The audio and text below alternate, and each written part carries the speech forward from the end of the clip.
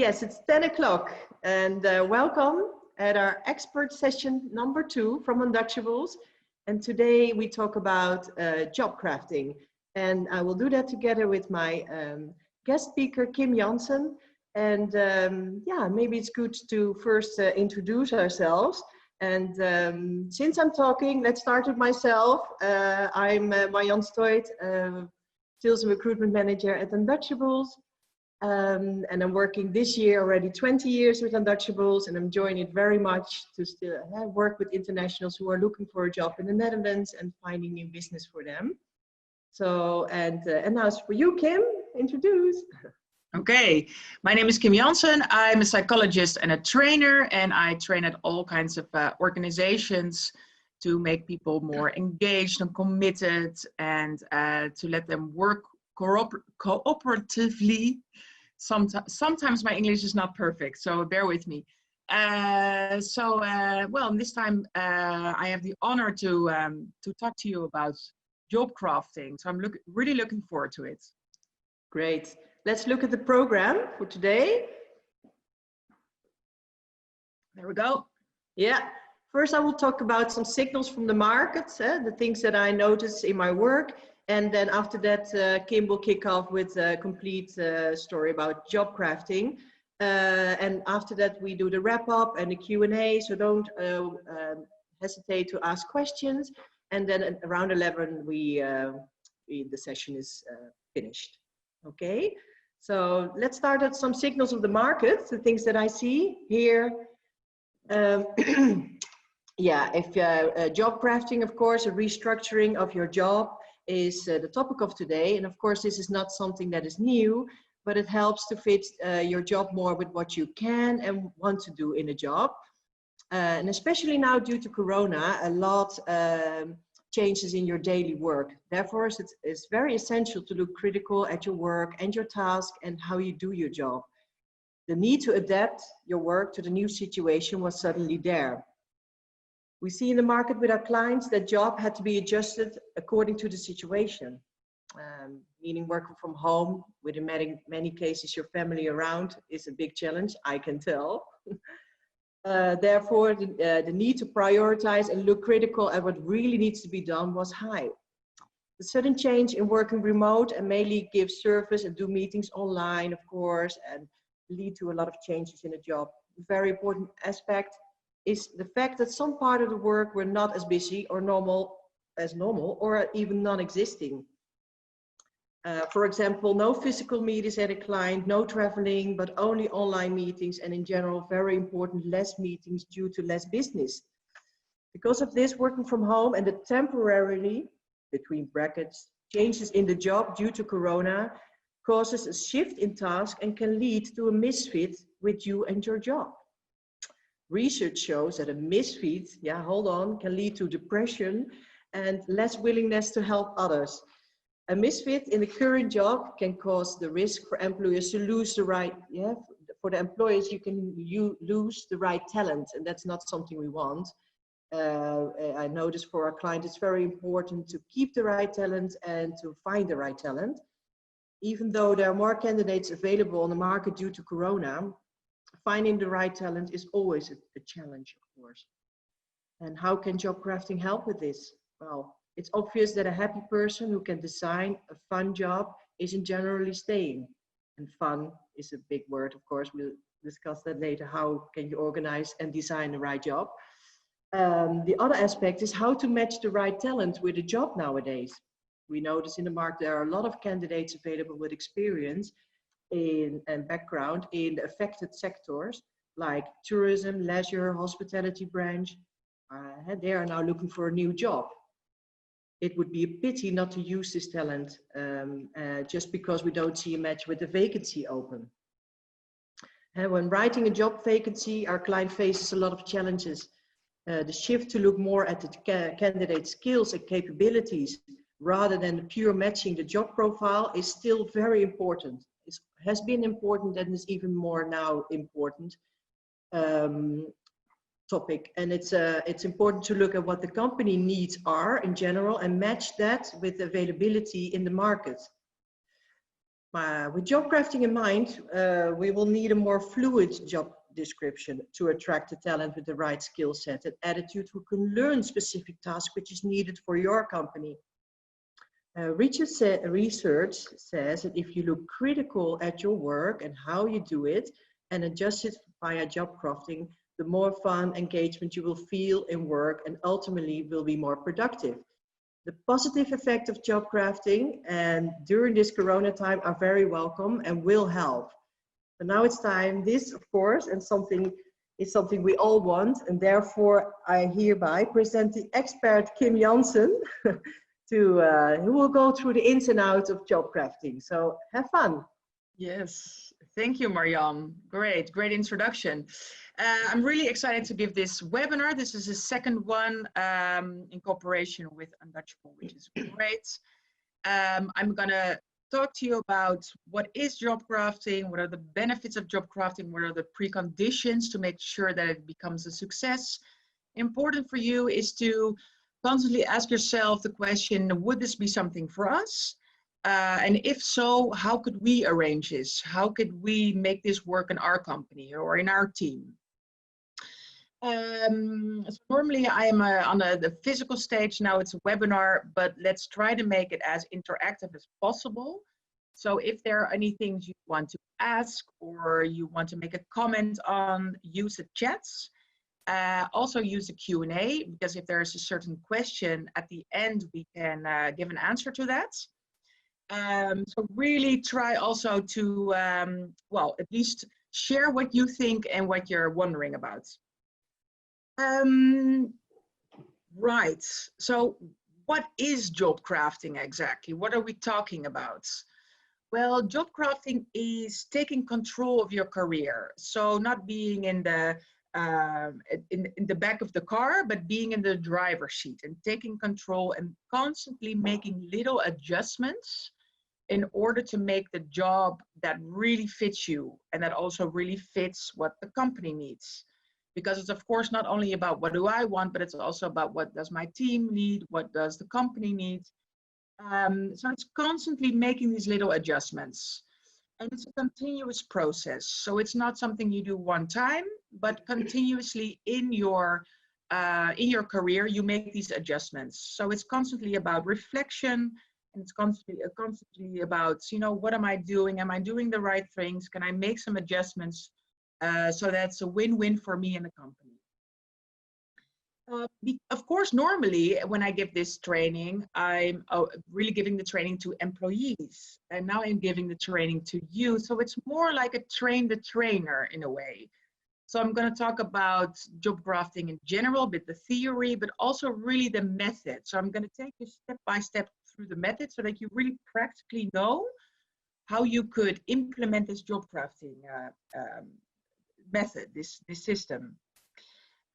It's important to know that it's a skill you can really learn. So it's not something that's really complicated. It really is something you can just concretely learn. So that's good news. So the dream job is not something that spontaneously exists. It's not something you can immediately create in your career. Employees have to, you know, slowly go into the process of creating a job, of making these adjustments. Sometimes, you know, people find out that something is not really for them, it doesn't really work. So it's a process. And what's important in the basis is that people feel that they have influence, that they have a broad circle of influence. I mean, you know, people that really have the feeling they can take control of their life. You also know people that always have the feeling they cannot take control. But a really important precondition is that people feel that circle of influence, that they can change things in their life and in their work. So self-awareness is important. And also feeling safe in the company, and also knowing that the company is open for you to job craft and for your initiatives and your ideas. There are more preconditions that are necessary, and later on I will talk more about them to really make it a success. Some people think when it comes to job crafting, well, this is really something for higher educated people. that is not true. Job crafting is possible for anybody in any job. I mean, whether you are a CEO at a bank or you are selling fish at the market, it doesn't matter. Everybody can craft their job. It's not about it's a candy shop and I can just do anything I like, and everything I don't like I will, you know, toss it away or give it to someone else. This is not the idea. It really is about a win-win. So it's also really about the interest of the team and the company. Next to what a person wants. So there are 4 buttons to push. And I'm talking really fast because there's a lot to say in 40 minutes. So, but let me know if I'm going too fast. So there are 4 buttons to push when it comes to job crafting. It's the tasks, to making adjustments on, well, the task itself or the way you work. That's one button. The other one is the context. And when we're talking about context, I'm talking about the time, the location, the facilities, the IT means, all these kind of more practical things. The other button is the relations. So it's the way you work with your colleagues or your manager or your clients, you know, the cooperation on that level. And the last one, and a lot of people forget that, but it's a very important one, and that's the mindset, because job crafting also has to do with, you know, what are your expectations? What is your attitude? What are your beliefs? And a lot of times it's also when it comes to, for instance, tasks you don't really like, but are very necessary, that you create the mindset, okay, you know, let's try to make this fun. We have to do this. And yeah, it's about acceptance also. So these are the 4 buttons to push, and later on in the method I will explain more how can people find out which buttons they should push. So first back, because Marjan also said some things about why are we doing this, but also to show you some, well, it's in Dutch actually, so not everybody can read it. But to show you some facts and figures, is that it really is a big gain when people job craft. And the one that strikes me the most is that employees that job craft are 50% more vital than the employees that don't do it. So there really is a gain to job crafting when it comes to the commitment, when it comes to the engagement and the productivity and the innovativity.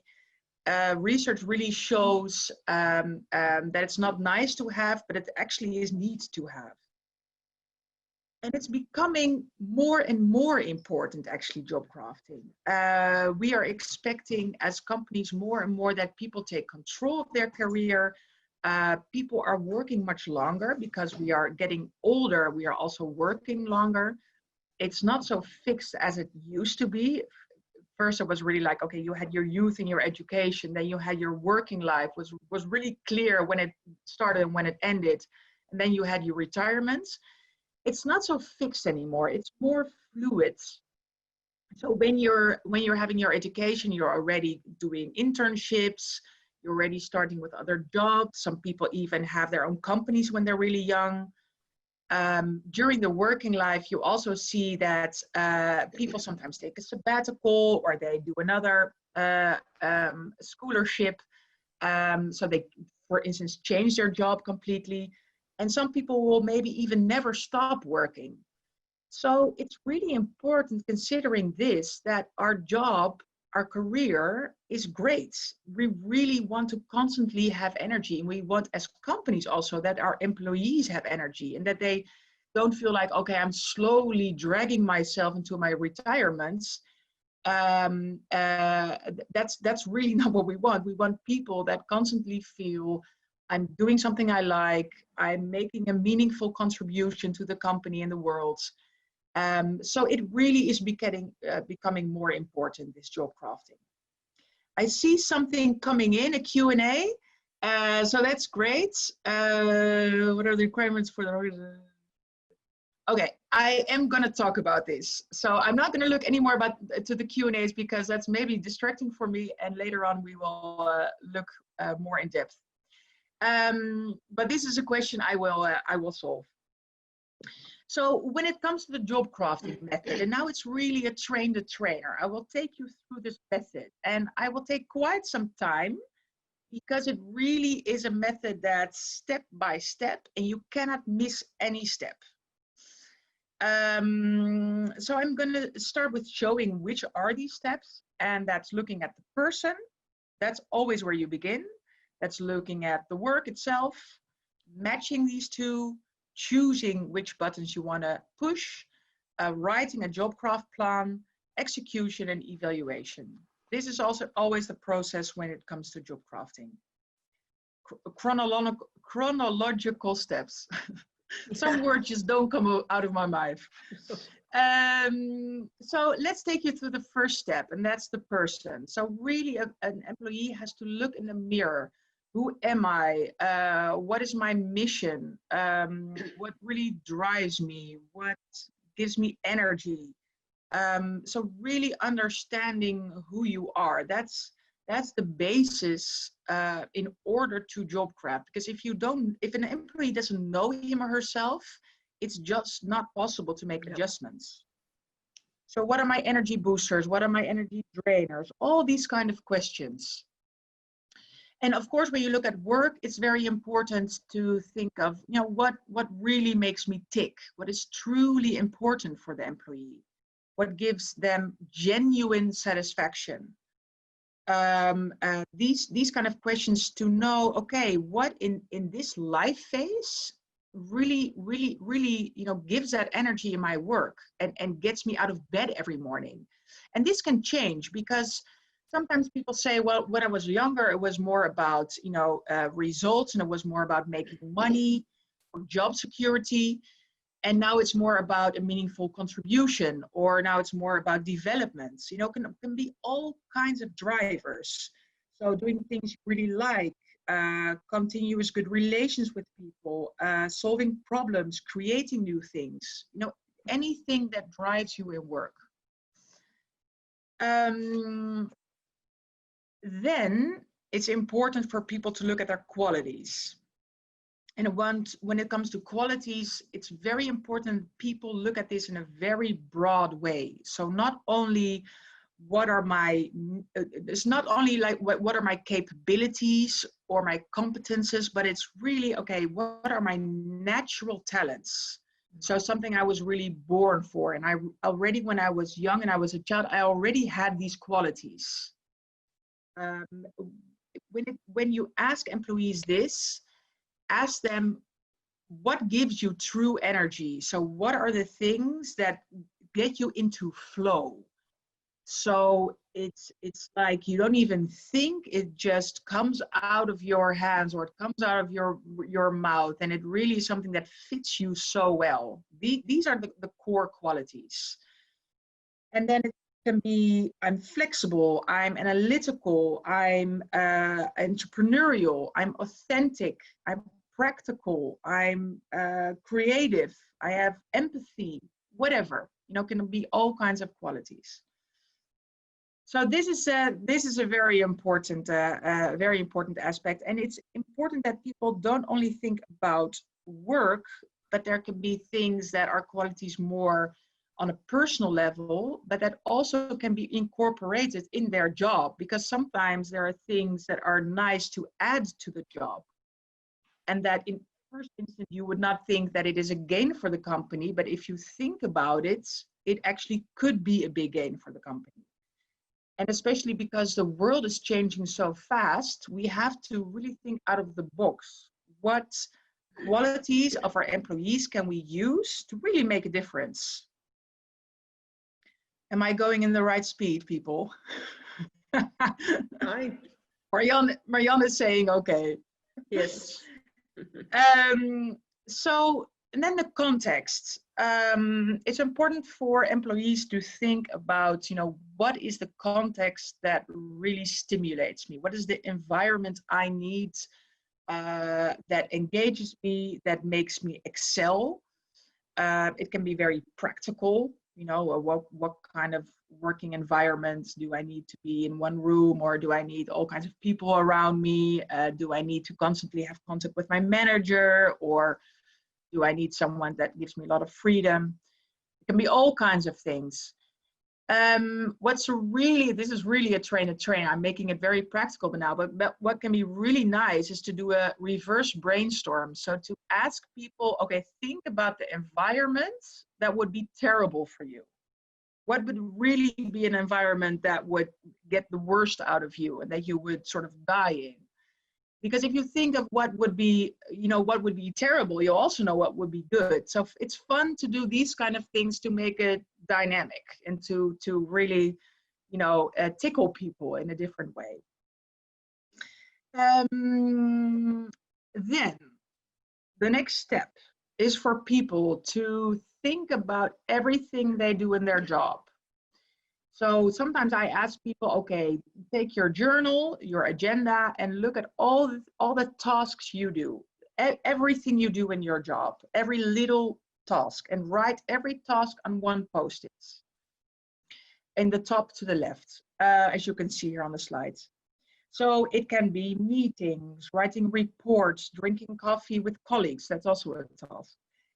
Contact with clients, maybe because you're a member of the OR. What's the OR? Marjan? Yeah. Company. That's a good one. Oh my God. Maybe someone can share. Probably I see someone is writing it down. So probably someone is giving me the answer. Council, Works Council. Yes. Yeah, the Work Council. So maybe you're a member of that. So that's also a task. People representatives. Yeah. Thanks. Sending invoices, making a proposal, dealing with complaints of customers, ordering the products, whatever. So this person should write down every task that he or she had, even if it's just one time that the person had that. For instance, that they organized a team meeting, a team day. Also write that down. So people create a whole bunch of Post-its, a whole bunch of tasks that they do a lot or did just one time. And then the next step is to write down how much time you spent on that task per week or per month, or maybe even per year. So how many hours, how many days do you spend on that task? On the right to the bottom, you write down, or the person writes down, I'm saying you, but the employee or yourself, you can also Jobcraft, of course, is the amount of energy that it gives you. Does it give you a lot of energy? Does it give you some energy? Does it drain your energy, or is it really a complete energy drainer? And then to the left, you write down, are there qualities and drivers that fit with this task, that come back in this task I do? And sometimes that is the case, and sometimes not at all, which is interesting, of course, if there's no quality or driver that fits with this task. So this really takes time for people, but this is an important step in order to really make the decisions.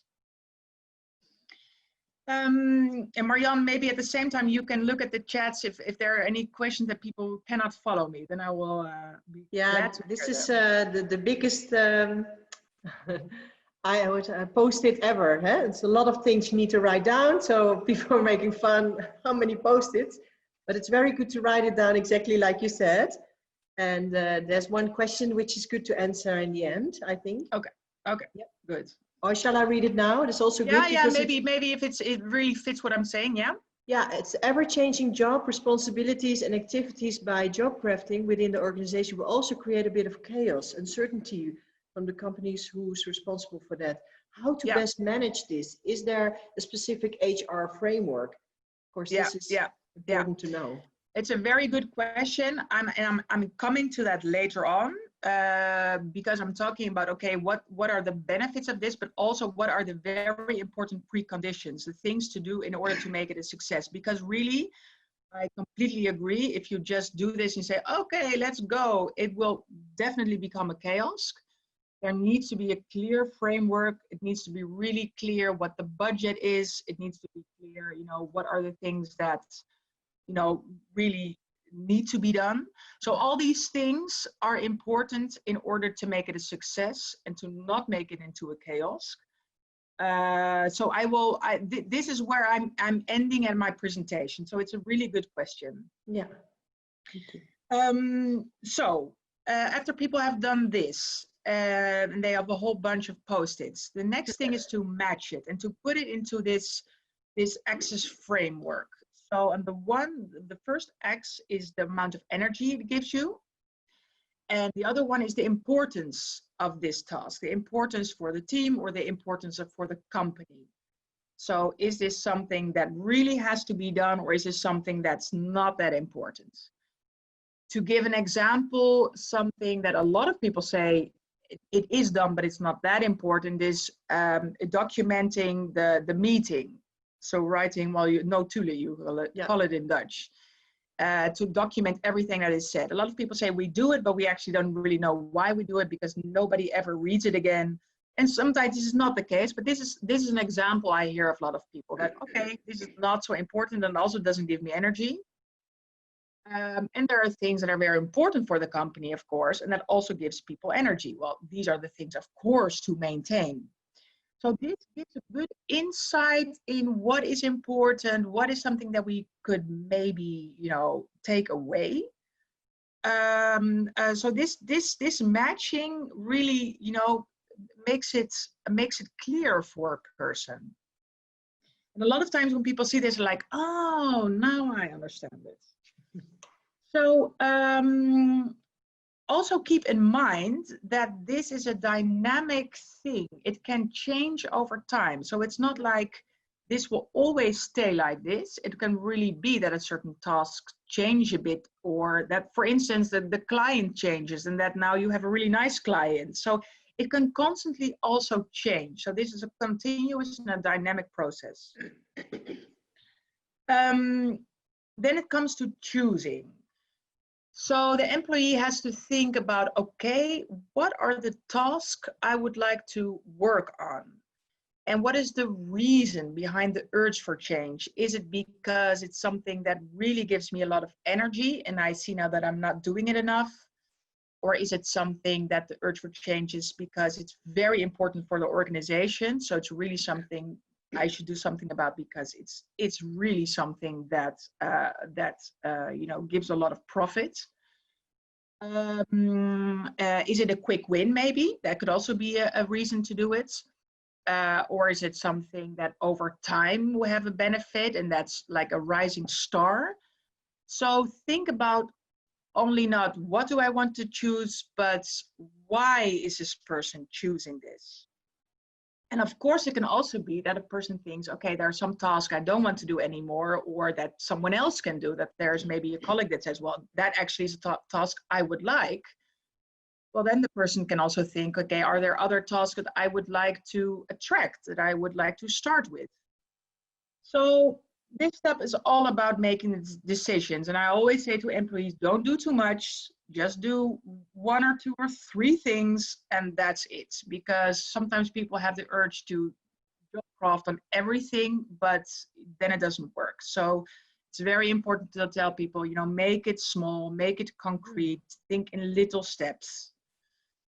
This is a bit strange in the morning, this visual, but what I mean with this is that I ask people, when you look at the things you've chosen, the tasks you want to work on, okay, what is everything that comes to mind? So you're dumping everything that you think of, all the ideas, all the solutions. So just writing everything down. And that really helps for the next step. And it's really making the decisions on the buttons. So on the task level, on the contents, relationship, mindset, okay, on which buttons am I gonna choose for the task that I have chosen? So do I wanna stop with something? Do I wanna tweak it? Do I wanna work in a different way? Do I wanna make changes in the context, for instance, in the location or the time or the facilities? Do I want to change something in the relationship atmosphere? So with my colleagues, or do I need to try to influence someone or motivate someone, giving someone feedback, whatever. There are so many examples to give. And also, as I said earlier, the mindset is very important. What can I change in my mindset? Is there a mindset switch I can make to to make it more fun? And for instance, to give a personal example, when I was starting my own company, I didn't like sales. I didn't like, you know, acquisition and especially cold calling was, I thought it was terrible. And at a certain point, I thought, okay, I have to do this. If I'm an entrepreneur, if I want to have my own company, this is just something that I have to do. So then I thought, I don't have to think I have to make that phone call. I have to do this in order to get assignments. You know, how can I help the clients in a way that it's a benefit for everybody? Because I want to help clients. That's what I'm doing. I want to help people, and I'm not just taking away their money, but I'm really doing something to, you know, to make the world better, to make people better.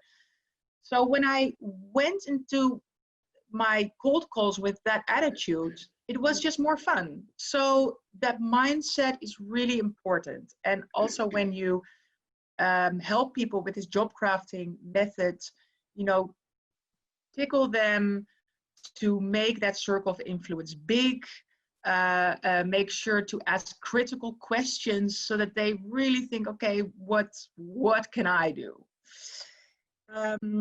So the job crafting plan has to be concrete, small, and within the circle of influence. Then the step 6. Step 6 is the execution. And people have to make a plan for the plan. So what I mean with that is, in order to execute the Jobcraft plan, you have to think about, how am I going to make sure that it doesn't end up in a drawer? Because sometimes we make this great plan and then it just ends up somewhere and we don't do anything with it. So things that can help is hanging your goal somewhere on the wall, sharing your Jobcraft plan with your colleagues, or sharing it even with your partner at home. So that a person can also help you to execute. Thinking for yourself of a 30-day challenge, something you can do 30 days in a row every day, so that it becomes a normal habit for yourself.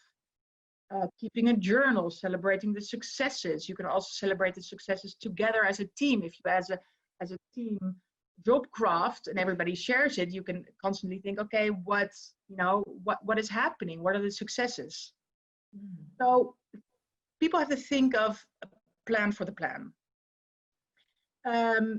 And the last step, because a lot of people say, okay, it's easy to think of things, or it's fun to think of things, but then it just, you know, the motivation disappears, or you just don't talk about it anymore. So this last step is very important, you know, monitoring the progress in the process. And what is fun is, for instance, to create a buddy system so that people are connected in 2s or in 3s, and that they together, you know, reflect on the Jobcraft plan, and to think about, you know, what is the results? Do I want to continue with this? Do I need to make new adjustments? Because over time, people get new ideas and they think, okay, this doesn't completely work. I have to tweak it again. So as I said, it's dynamic, and it's something that you continuously have to do. And that's why this reflection and evaluation is so important. And then you can also, you know, implement this also in the job, not the interviews, the appraisal, the appraisal talks. How do you say that? Evaluation meetings you have with your manager on a regular basis. Appraisal, yeah. Yeah, appraisal. That's appraisal. Yeah. Performance review, Charlotte. Yeah. Thank you very much. Performance review. Thank you. So, you know, make it not stand on its own, you know, integrate it with existing things in your company. You can actually, and that's interesting for, of course, what Undutchable also does, you can also do this already in the job interview. Because some people think, okay, you do this when you're in the job for a long time, and at a certain point you're you know, getting tired or bored in the job, and then you Jobcraft. No, you can already start with it. It's better even to start with it immediately. And the job interview and recruitment is also changing. You know, it's not fixed. It's not like, okay, this is exactly what you have to do, and you have to fit in this completely, and actually put yourself apart and, you know, change yourself so you can fit with the company and fit with your job description. It's more about, okay, who are you? What are your talents? What are the things you really like? And does it fit with us? Does it fit with what we need? So it's more a co-creation, actually, already, the job interview. And it's more on an equal level also. And it's very important to, when it comes to job crafting, if you want to implement it, is to start with a pilot. You know, don't make it too big. Just start with one team or start with one job interview. You know, start somewhere and see if it works. And if it's a success, you can roll it out bigger. You know, make it like an oil stain that goes through the whole company. So also integrate this in your job market communication, your recruitment communication, and use this really to, from the beginning, let people within a framework, of course, create their job and make the job that it really fits them. Because, you know, what is the gain you're going to get from this? The gain, and normally I would always ask people now, you know, what do you think the gain would be? But the gain that I see in companies that Jobcraft is that people get energy, people become more creative, there's a higher performing organization, and also when the customers are also more satisfied. I don't know if you know the fish philosophy. It started at a fish market in, I think, Seattle in America, and that fish market, they said, we find it a bit of a boring job, so how can we make our job more fun? And they started throwing with the fish, and they started doing crazy things, and then eventually their fish stand was the most popular, and the profit went up really, really high. So it's really about making also job more fun, which will help for the innovation of the company and for the customer satisfaction. And also think not only about the gain, but also what would the loss be if we don't do this? You know, if we don't let people take control of their job and of their life, you know, what will that create? And that's the opposite, of course. That's dissatisfaction, that's retention, that's regretted losses of good people. I mean, young talents that come in and that they're, you know, too much pushed in something that doesn't fit them, you know, they will leave the company maybe sooner than you want. Absenteeism, you know, illness leave. So it's a loss if you don't do anything with it. It's a gain if you do something with it. But as well, one of the participants said earlier, it's very important to think of what are the preconditions. I already talked about the preconditions on a personal level. You know, it's important that people are self-aware. It's important that they feel safe, and that the organization is open. But also on an HR level and a practical level, it's very important that there's a clear framework. You know, what are the things, what is sort of the box, you know, the 4 lines in which a person can job craft and which a person can play and tweak and adjust. This has, the HR manager has a role in this, the manager has a role in this, maybe some seniors. But this clear framework is very important in order to not create chaos. It's important that someone is an initiator in this and that there's a facilitator. It can be a facilitator inside the company. It can be a facilitator outside of the company that facilitates this process. But as I showed, it's really a method, and someone has to facilitate that, so that it really, you know, that people really understand how it works. People have to know that they have to keep the interests of the team and the organization in mind, that they have to know what's on the agenda of the company and of their manager. Evaluation, as I said, is important. Sharing it, discussing it, documenting it. If a person has a job craft plan, document this. And at a certain time, you know, look at it. Did it work? Did it not work? Prevent also, this is something else, prevent also overachievement, because sometimes when people job craft, they they get so excited about it and so thrilled that they start doing too much, and they start, going over their boundaries. So prevent also overachievement, and also especially in this time, you see a lot of people working harder than they did before the Corona crisis, and overachievement now already is a risk. But when it comes to job crafting as well. And what's really important, and then this tree really fits with that word, is the growth mindset. I mean, for job crafting, you need a growth mindset. So not a fixed mindset, but really having the idea, you can continuously learn in your life. It's also, it had a benefit when you get outside of your comfort zone.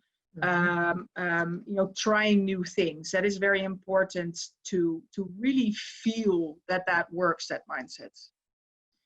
I think I am sort of, I went through it. So important is, how can we implement this?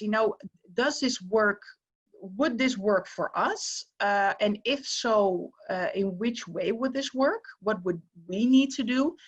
And I'm very curious about the questions that have arisen and the chats. Somebody's raising hands, but I'm not sure what the question is then. The person that is raising the hand, can you ask the question and unmute yourself? Do you have examples how it works in practice? Examples how it works in practice. Okay, for instance, the organization that did it is Volker Wessels. And Volker Wessels is, well, I don't know if you know it, but it's a very big company. For instance, Volker Rail is also a part of that. And they did it especially with the younger people there. And the youngsters there, they found it really, really cool to do it. And they came up with all kinds of ideas also to, for instance, what happened is that they also created new initiatives on a broader level, because there were youngsters that said, I would really like to help the organization, innovate. I would really like to make sure that I contribute also to the broader goal and think of new ways as a company to improve. And there was a youngster think tank came out of that, of some youngsters that were really, that really like to think out of the box, that were really not ashamed or scared to share their opinion. And that think tank, they set it next to the management team. So they actually advise the management team now. So that's something that worked over there. Let me think of the other, oh yeah. For instance, Zorg en Zekerheid. Zorg en Zekerheid is an insurance company, and they also did it. And they also created a buddy system, because they said, well, it's really good to create that connection between people, that they share the Jobcraft plan. And they also created buddies that were really different. So not like the colleague you speak a lot to, but a colleague that's very different from you, maybe because he or she works at a very different department, or he or she is much older or younger, or the mentality of that person is very different.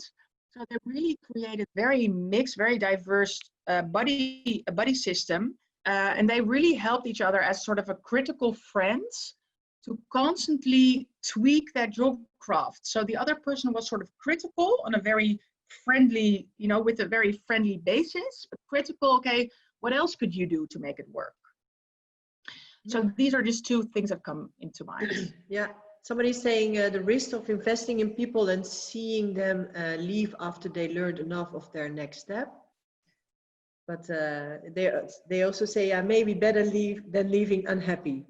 I also think get the best out of people while they're there, even though it's nowadays seems to be a bit shorter. But like for Undutchables as well, as an organization with flat organization, we also need to make room to let the people stay as long, and when the time that they stay, that they're happy and productive, and invent new things which can be value for us as a company, recruitment company, recruiters, branch managers, salespeople. You need to be creative. Yeah. Well, and definitely, I mean, it is true that when I job craft with companies, there are always some people that actually say, I should leave. I should leave this team. Or I should leave the company. But that actually is good, because then it means it doesn't work for them. And, you know, maybe it's in a short term, it's you know, a bit of a problem, like, okay, I didn't know this was going to happen. But on a longer term, it's better. So, you know, it's love it, change it, or leave it. If a person has the feeling I don't love it and I cannot change it, or I don't feel I can change it, then the person has to leave. And Anja says, that's a very good comment, a person can also be your ambassador even after they left. So that's a good point. Yeah, definitely. Definitely. Do companies set a budget in time for this? Yeah, and you should do that. You should think of, because of course, when changes are made, you know, it will always cost some money. You know, things have to be implemented, things have to be maybe bought or changed, or, you know, whatever. It will always cost some money, and also time. And time is money in that sense. So that is one of the important frameworks, and one of the important preconditions is to think about that and to be clear about that. And if a person comes up with a job craft that it does cost money, for instance, because, well, to give an example, and that's really that really fits the actual the situation now, is that some people say, well, you know, the working at home, I really like it. You know, some people hate it. Some people say, I cannot wait to go back to the company and to be with my colleagues. Some people actually say, you know, the working at home, it really fits me. I'm much happier. I'm much more peaceful. I'm much more productive. Well, and that person, I mean, when it comes to job crafting, could say, you know, I rather default work at home, if it's possible, of course, for the company, and then come to the office when there are meetings or when I need to brainstorm with my colleagues. And then, but if that person says, I want to default work at home, maybe there are some IT means that have to be, you know, bought, or IT means that have to go from the office to that person at home. There are even companies that are investing in air conditioners for people so that they can work at the attic. But then they say, okay, maybe we can, your lease car, you can, you know, get rid of your lease car, and that the money that's, you know, that's gives, we can buy an air conditioner for you so that you can work at the attic. So, you know, all these kind of things are possible. And it's important to be creative as an employee and as an employer to think of ways that will work. Because, you know, it's not one size fits all anymore. And I mean, I think we come from an era where jobs are more fixed. A lot of things were quite fixed, you know, and people were put into boxes. But now we're sort of finding out that doesn't work. We're all individuals. We all are from a different, you know, we all have a different life stage in which we're in, have different qualities. So we need to create more customized jobs, more tailor-made jobs, and do it together. Yes, I agree. And even with the talent being scarce, and now the talent being not the talent you were looking for. So you really need to look at people more creative and let it go. The strict job descriptions that you have, look at how they are written. Of course, that also changed already since a while ago. Like you get a cup of coffee, you go to this, what you can do today, you can see it like this. This has already changed for a while like that. But now it's also good to keep in mind with job crafting in mind. How do I write my vacancy in a way that people can see that if they have other talents or if they want to mold it, that they can do that with our company. I saw an example the other day that with a medical company, which of course have big, long vacancy advertisements, very important high-level job. And in the end, it said, of course, this is a job description with all the points, but we are open for changes, something like that. And my I fell on it because of this webinar, but it's very good for clients also to keep an eye on how will I do that, because now you see people are also Googling for jobs. Can I work flexible? Can I work remote? And now it's maybe even the question, can I jobcraft while I'm there? Yeah. It's we have to let it go.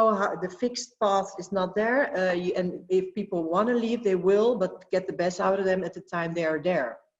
And if you have a inwerk procedure, if you have your now I'm losing the right word. Onboarding. Yeah, you're onboarding, and it goes really slow, and you have a really clever, quick person. Make sure it's quick, and get the person rolling as soon as possible. And then, of course, maybe after 1 or 2 years, yeah, it's but then yeah, so it's very much to the talent in the person. Changed and now due to Corona and remote working, we were pushed even further into this, which is good. Yeah, definitely. Yeah. I'm really curious of the people that are participating. Are you getting enthusiastic about this job crafting, or maybe not so much? I'm interested, and write it in the chats if you think, well, this actually is a good idea. This could work for my company and for my employees, or maybe you say, no, not so much. I'm interested. Let me see.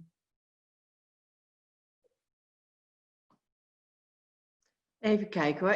I have one question here. Maybe that comes in as well, but one question. What are your thoughts about using self-assessment tools in job crafting to identify strengths or areas for development, such as Myers-Briggs, Insight Discovery, Strength Finder by Tom Red? That's a really good question. My partner is coming through. Bye. Very flexible, very. This is what happens.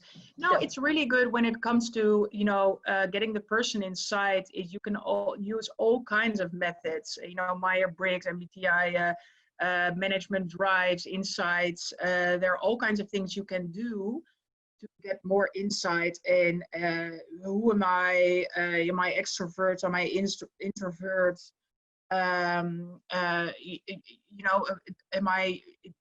Does a social aspect really make me tick, or is it more that I want to perform? So all these methods, and there's so many, but can help. And also an assessment can also really help. Some organizations do that they give, for instance, there was a company not long ago that I'm thinking it was TomTom. And they said, we're going to do for all the managers, we're doing assessments so that they know on a managerial level what their qualities are and what their pitfalls are, and to see if it still fits their job and what things they can, what is the gap and what can I do to fill the gap, or is the gap too big that I don't want to be in this managerial position anymore, because management is changing, leadership is changing. So an assessment can really be a good basis to really understand who the employee is. Yeah, I think it's very useful indeed. I see a lot of chatting on the right side. That sounds nice. Look like a bit of continuous learning. Sounds pretty great. I think it might work, but we don't have the ability at the moment. Yeah. Is it? Don't you need to look for the ability in even small steps, like you said, that people at least write down what they do, the posting part maybe, or? Yeah, I mean, you can say let's do this, at a meeting just to plant a seed, just to inspire a bit. You can make it very small. You can just say, okay, this is the method. Show the method. Let people have fun with the post-its, and that everybody just takes away one action. So you can really make it as small as you want, you could say. Yeah. And then it's more about inspiring, let people think about it over time. You can also say, well, it's not possible to do this for the whole organization, but we'll just do a pilot in a team that is a high-performing team already, and that have people that are very self-aware, so we can see how that works for them. So there are ways to do this with not a very big investment and not a very big investment in time. Yeah. Yeah, definitely. And are you, Kirsten, coaching employees to assist with their job crafting? Not Kirsten. Oh, it's to me. Yeah, it's for you. Now, Kirsten is not doing the coaching, but it's Kim. And the question is, again, what was the question? If Kirsten is coaching employees to assist with their job crafting, but Kirsten is not, but Kim is. Yeah. I am. I'm finding the right people. Yeah. Yeah. You know, it's important when you want to do this to think about the facilitator. The facilitator can be someone from HR. The facilitator can be someone that says, well, actually, I would like to facilitate. So then it's actually job crafting in this process, because a person, you know, is taking on that facilitator's role, which is great. And sometimes people say, well, no, I really want an external facilitator. Well, then, you know, then I do it, or there are more people, of course, that guide this process. So yeah, think of that, what will work. Very good. It's really nice to chatting, but it's quite a lot. Yeah, it's a lot. You're very active. Yeah, nice. I like it. Oh yeah, when I wanted to job craft my previous job, team members were not open to exchange tasks, and even mentioned she has to keep on executing this task, or else she won't learn from it. After struggling with that task for 4 years. Oh yeah, if you, same with new business calling, if you cannot make that mindset and you're forced to do something you really don't want to do, it's the worst. You're the worst caller ever. After a while, you have to let it go. Yeah, maybe there's some more time to. That question is a good one. Then the company needs more time to see the value from it. To get the best out of people. You know, it brings to mind something else, and that when it comes to recruitment and the first phase of someone's job, is that it's also important to tell people to manage the expectations. You know, what's less fun of the job? What is something that a lot of colleagues don't really like, or some, you know, could drain energy. So be open about that. Be clear about the things that are maybe, you know, not that energy giving, so that person really has a true understanding of the job and of the fun part of the job, and of course, this is strange because what is fun for somebody, maybe for another person would be a drainer, but some things, you know that a lot of people find that, you know, the most boring thing, or something that just, you know, we have to do. So be clear about it.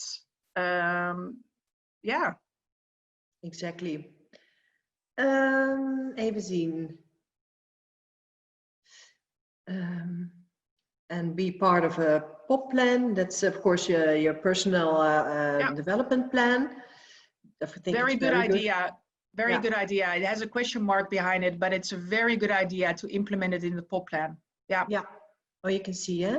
Recruitment challenge is that companies tend to define job roles and search for suitable candidates rather than looking for people in defined task and role after having hired somebody. That's exactly what I said earlier. Yeah. You know, and we're now going in the transition. The transition we're going through in work is that we're not so much thinking of functions, we're thinking of roles and talents. And the organizations that don't make that change are less attractive for people. Yeah. So know that people really want to work for a company that thinks that way. But this is but this is a good point. Eh? This is the circle I was talking about with you earlier. There's a need in the company. You file a job description together with the line manager. You go find the right people. You see if they tick the boxes. Of course, you let some. No, not of course. it should fit exactly, but not anymore nowadays. You have a fluid part around it, and then you have that equal conversation with that candidate in an interview to see, but then you need, as a company, you need to know exactly what your needs are. So if that person is in front of you when you have that interview and they say other good talents, capabilities, what they think they can offer you, you can think, oh yeah, that might be handy as well. I didn't write it in this job description, but could be a good point, or a good mindset, or a good attitude. With starters is not so much yet, but it's just a certain type or a certain energy that somebody gives. So indeed, it's you make a job role, you find somebody, you can change it afterwards, or you make a more fluid job description, but it's also how you do the interview. So it's a lot to keep in mind, and also a lot to restructure within your company. What do we really need? Yeah, definitely. And definitely also the younger generations are thinking much more fluid. So yeah. when it comes to the millennials and Generation Z that's coming, they really think in a very fluid manner. So to attract young talent, it's very important. Exactly. Another one, Kim started with self-awareness was needed. Many youngsters are looking for a purpose and goal. Question to Kim, is job crafting for them, or where should they start? Is job crafting for them, or where should they start? Yeah, no, it's for young people, it's very, very important. And especially the young people, you know, they find purpose and pleasure very important in a job, much more than profit and power. They really want to do fun work. They really want to develop themselves and have an impact. So for them, especially job crafting is great. I mean, when it comes to self-awareness, they think they're very self-aware, but still they have quite some things to learn. Of course. So, so it really is good, but you have to help them because they really need the help and the guidance in this. But for them, this is a really good start of their career. I think too. All right.